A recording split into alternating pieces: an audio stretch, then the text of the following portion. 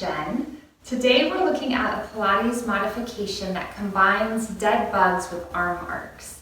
This can be a really fun variation because our lower extremities move and our upper extremities move while we maintain our torso, spine, and pelvis nice and calm and stable. This can be a really helpful exercise for people with spinal fusions, and I'll show two different versions of this variation, and depending upon where you're fused, one might serve you better than the other. For this variation of dead bugs and arm arcs, you will take a strap, and again, if you want to fold your strap in half, you can. There doesn't need to be any loops in the strap. Reach the strap above the armpits and then lengthen the wrist. So a lot of times we like to break the wrists here, but let's go ahead and lengthen the wrists so that it's one long line out through our knuckles. Feel the weight evenly into both sides of the rib cage. Keep that weight even. It's as though you're lying on a Tempur-Pedic mattress and you're creating an impression on that mattress. When you move the arms back in space, the impression doesn't change. So there's no lightening of the ribs or the spine away from the mattress.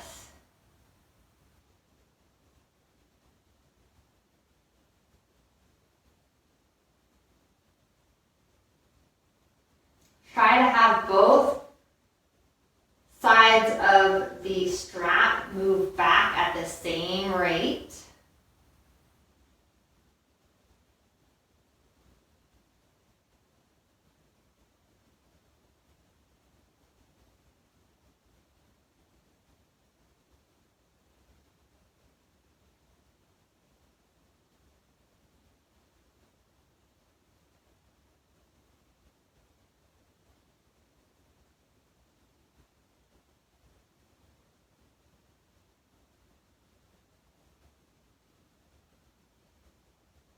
Maybe you do about 8 of these arm arcs.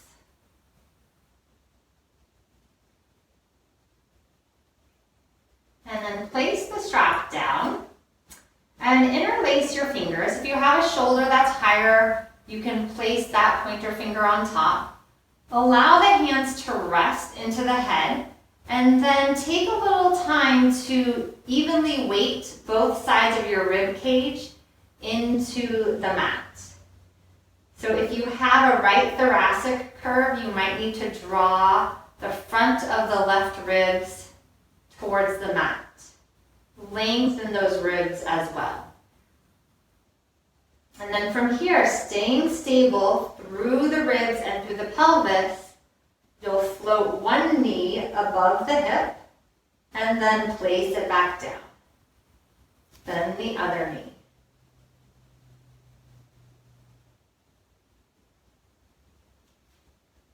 Nice and calm. I like to think of the thigh as being an hourglass, and the sand trickles down the thigh bone as the knee floats above the hip.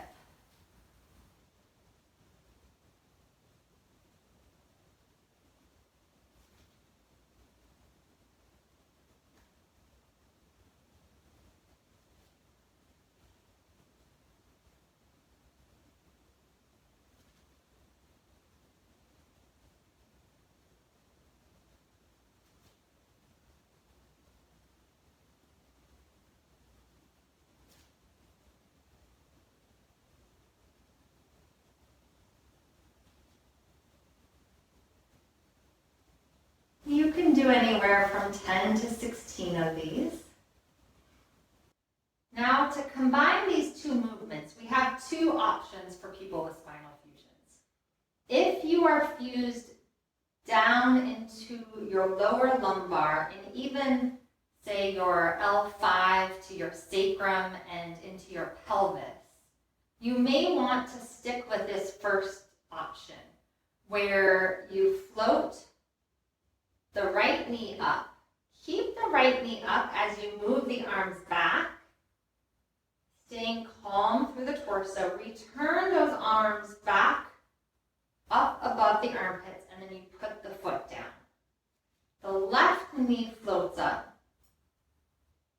moving the arms back, returning the arms, and back down. So here we're just adding the arms to having one knee up at a time.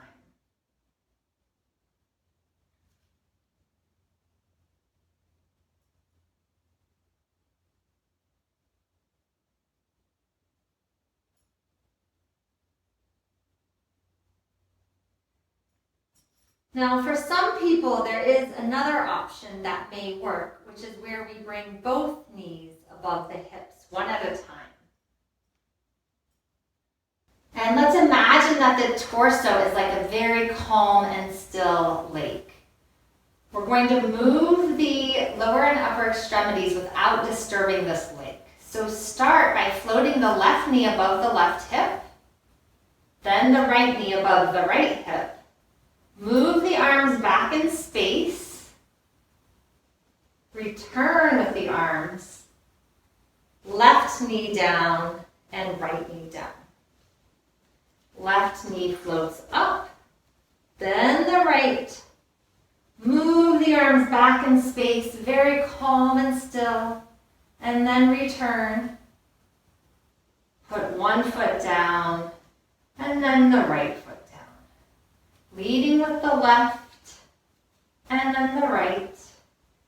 Moving the arms back in space. And then we take the left foot down, the right foot down. One more, leading with this left leg here.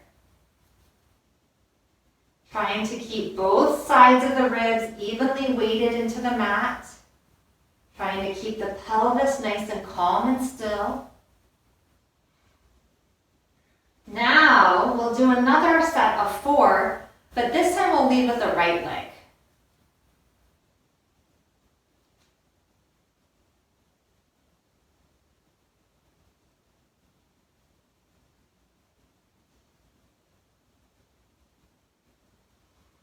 Nice. 3 more times here.